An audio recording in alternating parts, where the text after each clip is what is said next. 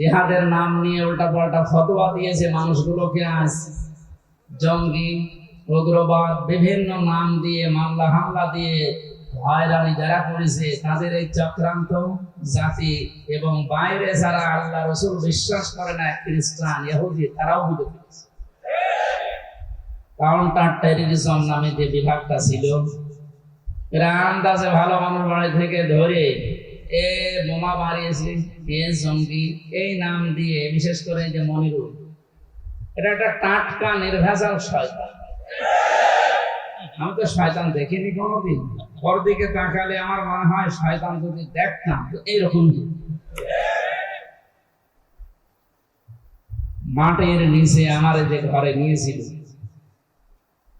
এ সমস্ত কথা বলতে ওনারা আসার সময় বলেছিল, যা যা করলাম বাইরে যে কিছু বলবেন না, এই জন্য আর বলতেও পারছি না। থাক না, বইটা আমি আবার ফের ধরা খাই, আর ধরা খাবো না। আমাদের মন মানসিকতা আসলে এখন ভালো নেই, কারণ ওই মানুষগুলোর দৃশ্য দেখলে কান্না চলে আসতেছে। এমন অবস্থায় পানির ভেতরে এরা হাবুডুবু খাচ্ছে। এমনকি এ দেশটা দ্বিতীয়বার আমাদেরকে মুক্ত বাতাসে কথা বলার জন্য, মুক্ত পরিবেশে বের হওয়ার জন্য, ওপেন ভাবে আল্লাহর কোরআনের কথাগুলো ময়দানে নিয়ে আসার জন্য যারা জীবন দিয়ে গেল, যে কয়েকজনের নাম বললাম, আল্লাহ প্রত্যেককে যেন শাহাদতের সুউচ্চ মর্যাদা দান করেন। অনেকে ফতোয়া দিয়েছিল যে না, এনারা শহীদ হয়নি, নিজে যে বুক পেতে দিয়েছে। আপনি বুক পেতে দেন তো, আপনি দেন। নবীজি জানিয়েছে যদি আগুনে পুড়ে কেউ মারা যায় সে শহীদের মর্যাদা পায়। এই হাদিস কোনোদিন শোনেননি? কথা বলে না কেন? কেউ যদি অ্যাক্সিডেন্ট করে মারা যায় সে শাহাদাতের মর্যাদা পায়। পাহাড় থেকে পড়ে গেলে শাহাদাতের মর্যাদা পায় যদি মারা যায়। পানিতে ডুবে মারা গেলে শাহাদাতের মর্যাদা পায়। দেওয়াল চাপা পড়ে মরলে শাহাদাতের মর্যাদা পায়। আর জালেমের জুলুমের সামনে নিজের জীবনটা দিয়ে গেল, আর আপনি শহীদ বলতে রাজি না। আপনি কি করেছেন ইসলামের জন্য? খালি মুসলমানদেরকে ডিভাইডেড করা আর ফতোয়াবাজি ছাড়া তো আপনার কোনো কাজ দেখি না। 16টা বছর যারা কষ্ট সহ্য করেছে তারা টের পাচ্ছে যে এখন কি অবস্থায় আছে। অনেকেই আবেগে হয়তো গণভবনের বিভিন্ন জিনিস নেওয়ার জন্য খুব তাড়াতাড়ি করছিল, কিন্তু ওই সময়ও একদল মানুষকে আমরা দেখতে পেয়েছি তারা আল্লাহর দরবারে সেজদা দিয়ে মোনাজাতে হাত তুলে এই মুক্ত হওয়ার জন্য প্রাণ খুলে কাঁদছিল। এই জন্য যারা ফতোয়াবাজি করছেন যে আবু সাইদ মুগ্ধ, এরা শহীদ হয়নি, এরা আত্মহত্যা করেছে, আপনার ঈমান চলে গেছে। কারণ আপনি কোরআনের বিরুদ্ধে কথা বলবেন। শহীদের শব্দটা যে কত দামি শব্দ আপনি জানেন না তা। আমি শুনলাম গতকালকে আবার লাইভ করে মাহফুজ এসে যে আমি ভুল করে ফেলেছি। আপনি ভুলই করেছেন। আপনি জনগণের কাছে, আল্লাহর কাছে প্রকাশ্যে ক্ষমা চান, কারণ শহীদদের বিরুদ্ধে কথা বলা এ মুখ দিয়ে নিষেধ। আল্লাহ মুখের উপরে নোটিশ দিয়েছে। কোরআনে কারীম জানিয়েছে, ওয়ালা তাকুলু লিমান ইউকতালু ফি সাবিলিল্লাহি আমওয়াত বাল আহয়াউ ওয়ালাকিন লা তাশউরুন। আপনার যদি কোরআন আয়াত না থাকে, আমি আয়াত, পারা, পৃষ্ঠা, লাইন, রুকু, তাফসীরের নাম সব বলে দিচ্ছি। বাড়িতে এসে এগুলো আবার পড়েন।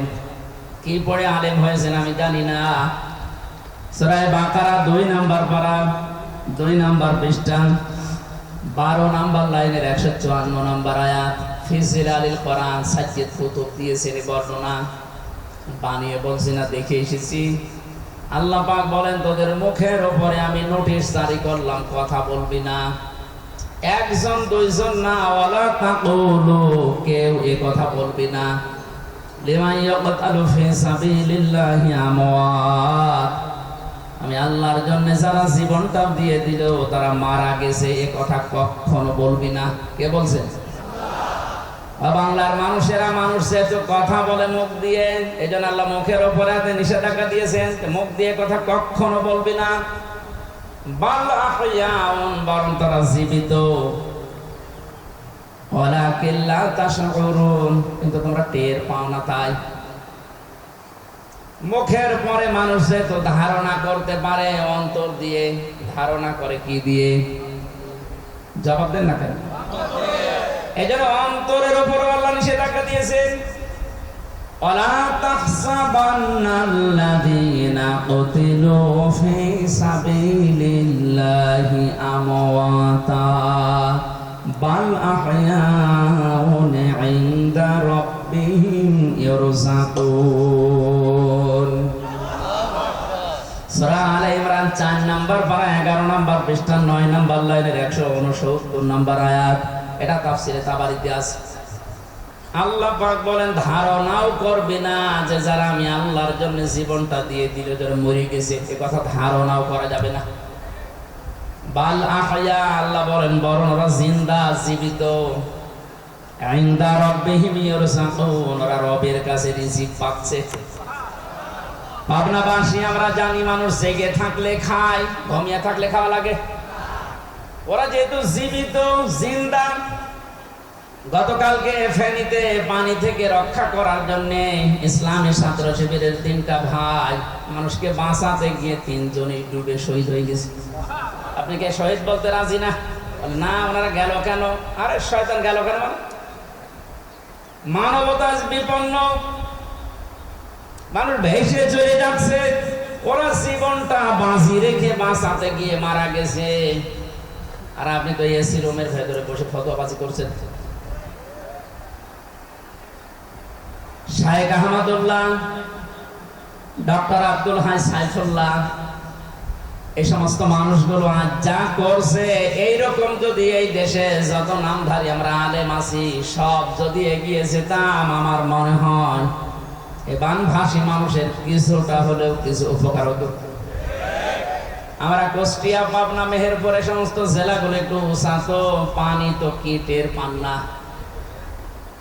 রংপুর বিভাগের মানুষেরা, আর ওদিকে ফেনী, নোয়াখালী, সিলেট অঞ্চলের মানুষেরা টের পাচ্ছে এখন এই আগ্রাসনের কারণে। আজকে এই ঘন্টা খানেক আগে দেখলাম পানি ফেনী জেলা থেকে নামতে আরম্ভ করেছে, মহিপাল থেকে, এবং যেখান থেকে পানি এসেছিল পানি ওদিকে উল্টা যাচ্ছে আবার। এই যে লক্ষ লক্ষ মজলুমদের এখন চোখের পানি। গত রাতে আমি তাহাজ্জুদের নামাজ পড়ে আল্লাহকে কান্নাকাটি করে বলেছিলাম, আল্লাহ সকাল হতে হতে যেন একটা সুসংবাদ শোনা যায় যে পানি থেকে মানুষ মুক্ত হচ্ছে। দোয়া আমার মনে হয় এই পাবনা জেলায় পার হতে হতে দোয়া কবুল হয়ে গেছে। কারণ নবীজি জানিয়েছেন, ইত্তাকি দাওয়াতাল মাজলুম, মজলুমের বরদোয়া থেকে নিজেকে বাঁচিয়ে রাখবা। ফাইন্নাহা লাইসা বাইনাহু ওয়া বাইনাল্লাহি হিজাব, মজলুমের ভেতরে আর আল্লাহর ভেতরে কোনো পার্থক্য থাকে না, ও দোয়া করলেই কবুল হয়ে যায়। এই জন্য মজলুমের চোখের পানি যত পড়ছে, আল্লাহ রাব্বুল আলামিন আমার মনে হয় দোয়া কবুল করে এই বানভাসী মানুষদের দুঃখ কষ্ট লাঘব করছে। ইতিহাস যেটা পড়েছি, ফেরাউন ধ্বংস হওয়ার পর এবং হস্তি বাহিনীর যে নাম শুনি আমরা, কাবা ঘর ভাঙতে এসেছিল, পৃথিবীর বড় বড় জালেম দুনিয়ায় যারা বিদায় নিয়েছে, এরা বিদায় নেওয়ার পরে কয়েকটা চিহ্ন নিদর্শন পৃথিবীর মানুষ দেখেছে। তার ভেতরে এই বৃষ্টি, একটা বন্যা, একটা যায় বলে, এগুলো 1 দিন 2 দিন 5 দিন 40 দিন একাধারে স্থায়ী হওয়ার কারণে ওই এলাকাকে আল্লাহ এমন ভাবে উর্বর করে দিয়েছে, ওদের অভাব অনটন আল্লাহ ওইটার কারণে দূর করে দিয়েছে। সুতরাং আপনারা ক্ষতি করার জন্য যেটা করছেন, এটা আমাদের উপকার হবে ইনশাআল্লাহ। আজকে এই যে নাটোর থেকে আমার সাথে এক ভাই উঠলো, কি মাওলানা মোজাম্মেল হক, উনি আসার সময় বলছিল আমার রেখেছিল জেলখানার ফাঁসির কন্ডেম সেলের ভেতরে। আমি যে 3 বছর ছিলাম, আমার সাধারণভাবে দেয়নি, ওই ঘরের ভেতরে 24 ঘন্টা তালা লাগা। অনেক বলছিল ভাই আপনার উপকার হয়েছে, কারণ ওয়ার্ডে থাকতে দিলে সারাদিন এই গল্প স্বল্প সময় কেটে যেত। আপনি যেহেতু সময় পেয়েছিলেন, একটু পড়াশোনা করতে পেরেছেন, আলাদা একটা ইবাদত করে স্বাদ পেয়েছেন। আসলেও ঠিক, ওরা চেয়েছিল আমার কষ্ট দিতে, যোগাযোগ বিচ্ছিন্ন করে আল্লাহ আমার কোরআনে কারিমের সাথে সম্পর্ক তৈরি করার জন্য সময়টা আমাকে উপহার দিয়েছে। কষ্ট হয়েছে স্ত্রী সন্তান মা বাবা থেকে বিচ্ছিন্ন থাকার কারণে, কিন্তু উপকার হয়েছে। আমি যে তথ্যগুলো কোরআনে কারিম থেকে, ওখানে 76 জন আলেম আমরা ছিলাম, একে অন্যের কাছে যা যা নিতে পেরেছিলাম ওইগুলো এখন আরো লেখাপড়া বাড়িয়ে জাতির কাছে আমি এখন মন খুলে ডেলিভারি দিতে পারবো। আল্লাহ যেন আমাকে তাওফিক দেন, আমার শরীরটা সুস্থ রাখে। শরীরে আসলে গোলাচ্ছে, ওরা যা খাওয়িয়েছে 3 বছর, স্বাভাবিক হতে একটু সময় লাগবে। তারপরও আপনাদের মতো মানুষের দোয়া পেলে আমি ইনশাআল্লাহ সুস্থ হব। মাহফিলের প্রধান অতিথি হাফেজ মাওলানা ইকবাল হোসাইন, উনি যাওয়ার সময় বলছিলেন যে কমিটির ছেলেরা এখানে যে টাকা পয়সাগুলো কালেকশন করছে এর খরচ বাদ দিয়ে টাকাগুলো তারা বানভাসী মানুষের এই দুঃখ কষ্ট লাঘব করার জন্য পাঠাবে। এক মুসলমান আর এক মুসলমানের উপরে যে 6টা হক আছে, অধিকার আছে, তার ভেতরে এইটা একটা, যে বিপদে পড়লে আপনি এগিয়ে যাবেন। এখানে আহ্বান জানাচ্ছি এই পাবনা থেকে, এই সিরাজগঞ্জ, কুষ্টিয়া, এত দূর থেকে সেই ফেনীতে যাওয়া আসা করে আপনার অনেক টাকা খরচ হয়ে যাবে। যদি 10,000 টাকা 20,000 টাকা কেউ দিতে চান, আমি আজকে সকালে পাঠিয়েছি এবং কালকেও দেবো ইনশাল্লাহ। বিভিন্ন জায়গা থেকে, আমার বাবার কাছ থেকে, আমার নিজের টাকা থেকে, এমনি তো আমার ফকির বানিয়ে ফেলেছে সরকার। তারপরও যা পাচ্ছি আমি পাঠাচ্ছি, কারণ এত দূর যাওয়া আসা করে যা টাকা খরচ হবে ওই টাকাগুলো যদি আমার দায়িত্বশীল যারা আছে, বিশেষ করে আমির জামাত যিনি এখন দায়িত্বে আছেন, ওই মাধ্যমে পৌঁছিয়ে দিতে পারলে সঠিক জায়গা মতো পৌঁছাবে। এখানে আর 2 নম্বরে হবে। আপনারা চেষ্টা করেন।